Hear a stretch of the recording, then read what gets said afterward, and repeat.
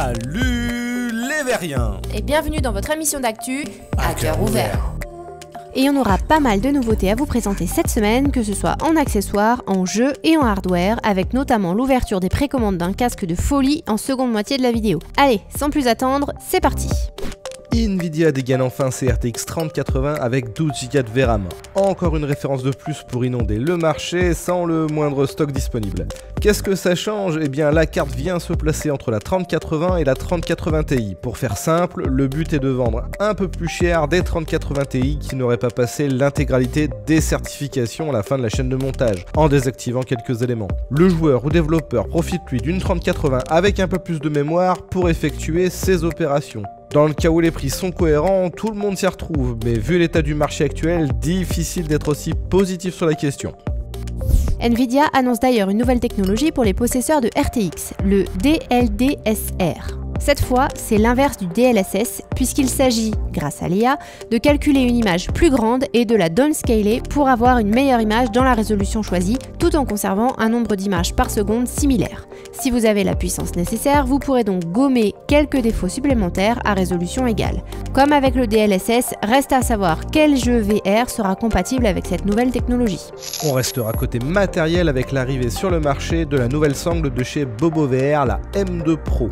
D'après la plupart des retours, c'est clairement la plus confortable. La version Pro est dorénavant équipée en supplément d'une batterie de 5200 mAh qui permettra d'équilibrer les poids et de vous fournir 3 heures d'autonomie supplémentaire avec votre Quest 2. On attend toujours notre exemplaire pour vous faire un test comparatif sur toutes les sangles. Un mois que je l'attends, mais ça y est, je sais où elle est. Le 6ème en partant de la gauche sur la seconde rangée, celui avec le tag là.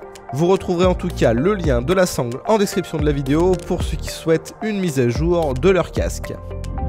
Et côté mise à jour, c'est celle de Hitman 3 VR sur PC qui se confirme pour le 20 janvier. Une nouvelle vidéo nous en apprend davantage sur le système de visée et rappelle que le jeu sortira enfin sur Steam pour l'occasion. Ceux l'ayant pris sur l'Epic Game Store vont bien évidemment bénéficier de cette mise à jour VR qui, rappelons-le, sera entièrement gratuite. Avec la prise en charge des contrôleurs de mouvement, Hitman apportera un tout nouveau niveau d'immersion et on ne verra plus jamais l'agent 47 de la même façon. On a vraiment hâte de tester ça, d'autant qu'avec la prise en charge des précédentes saisons, la durée de vie est assez colossal et que ce sera l'occasion de voir le niveau de Paris en VR. On restera sur Paris puisque le 15 janvier est l'ouverture de l'expérience Éternelle Notre-Dame. Développée par Orange et émissive, elle rend à cet extraordinaire édifice sa gloire d'antan grâce à l'utilisation de technologies immersives. Cette simulation sur 500 m² d'espace permet d'arpenter les couloirs de la structure historique, mais aussi d'explorer le toit et d'écouter les histoires des constructeurs. Enfin, vous pourrez également voir les vitriers installer un vitrail complexe et découvrir les nombreux secrets de la cathédrale. L'entrée est à 20 € en groupe et 30 en solo,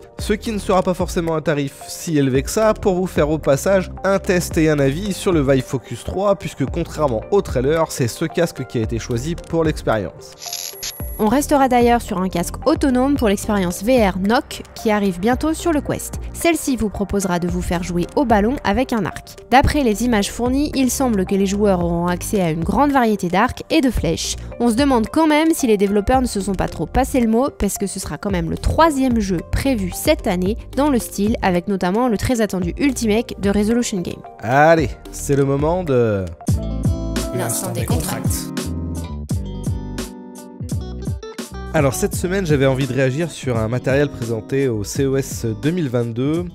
Comme les cartes graphiques sont de plus en plus grosses et consomment de plus en plus et font chauffer de plus en plus tout le bazar, eh ben un constructeur propose aujourd'hui une tour qui respire toute seule.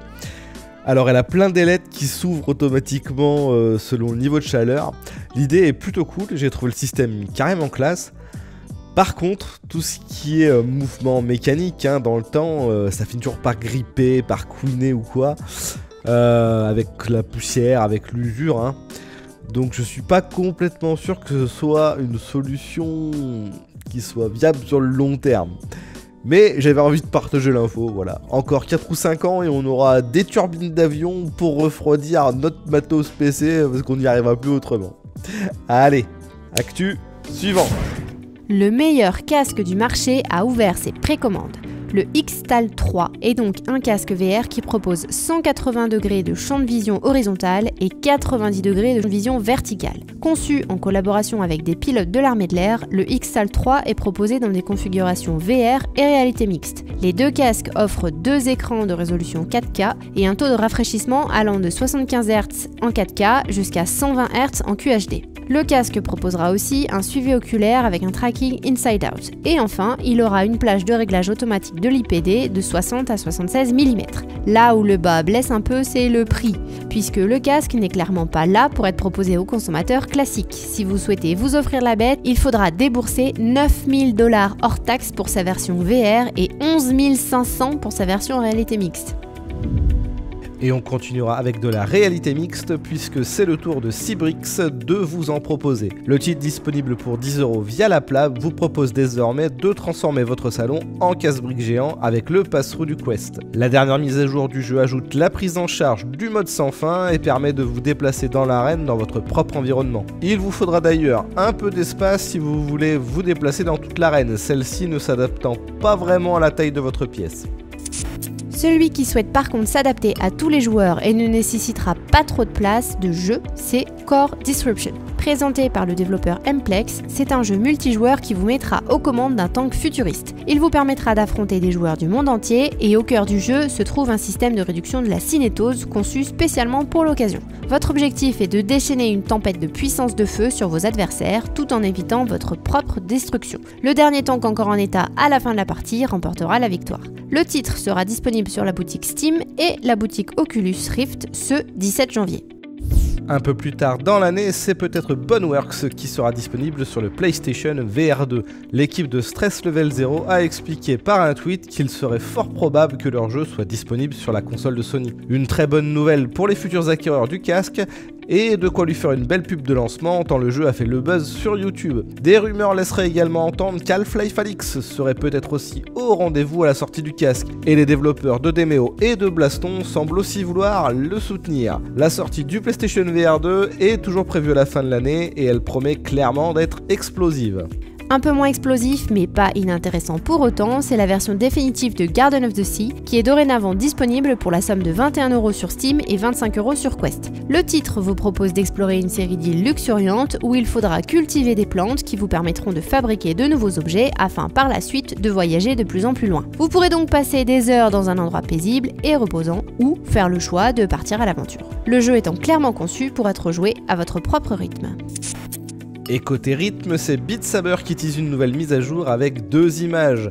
Celle-ci introduira donc manifestement un nouveau type de cube. Comme on peut le voir, ce dernier est éclaté en plusieurs morceaux et il s'agira donc d'une découpe incurvée pour varier un peu les plaisirs. Et côté mise à jour, c'est aussi Blaston qui va améliorer son contenu avec de nouvelles armes et une amélioration graphique générale. Cette mise à jour nommée Reloaded est prévue pour le 17 janvier et sera l'occasion d'augmenter le prix du titre à 20 €. Étant en promo en ce moment avec moins 20%, ce qui le ramène à 7 € sur Steam, si vous êtes intéressé par le jeu, ne tardez donc pas trop. Allez, il est l'heure de la question. Comme chaque semaine, on retient une question dans les commentaires pour l'émission suivante et cette semaine, c'est Wolfire Wolf qui demande si on pourra aller dans le métaverse avec n'importe quel casque VR. Alors, le métaverse est un terme qui est d'ores et déjà galvaudé en soi, n'importe quel MMO en soi et en réalité virtuelle est sur le point de devenir officiellement un métaverse. Donc il n'y aura pas un métaverse mais plein de métaverses. Et dans l'absolu, le but reste de pouvoir te plonger dedans, quel que soit le périphérique que tu choisis. Le but c'est qu'il y ait le plus de monde possible dedans. Donc ce qu'on peut qualifier de vrai métaverse actuellement, c'est très clairement VRChat. Et oui, tu peux y aller avec divers casques, peu importe la marque. Et voilà, c'est fini pour cette semaine. On espère que ça vous a plu et si c'est le cas, n'oubliez pas de nous mettre un pouce et un commentaire pour le référencement. Et on vous dit à la semaine prochaine. Ciao ciao!